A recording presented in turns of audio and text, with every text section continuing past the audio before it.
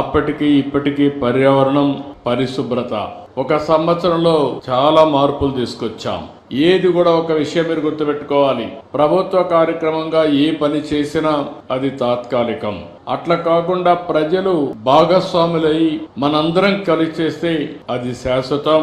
ప్రజల జీవన విధానంలో మార్పు రావాలంటే ప్రజలు భాగస్వాములైతే తప్ప ఏ కార్యక్రమం కూడా జయప్రదం కాదు. ఈ రోజు ఈ కార్యక్రమాన్ని మీరు చూస్తే నేను గ్రామాలు పరిశుభ్రంగా ఉండడమే కాదు, ఆలోచనలు కూడా స్వచ్ఛంగా ఉండాలి.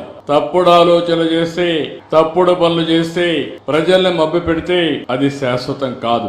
అందుకే ఈరోజు మీరు చూస్తే స్వచ్ఛమైన పరిసరాలు, స్వచ్ఛమైన ఇళ్లు, స్వచ్ఛమైన కార్యాలయాలు, స్వచ్ఛమైన ప్రాంతాలు, అదే విధంగా స్వచ్ఛమైన మనసు, స్వచ్ఛమైన ఆలోచన, ఇది నా కాన్సెప్ట్.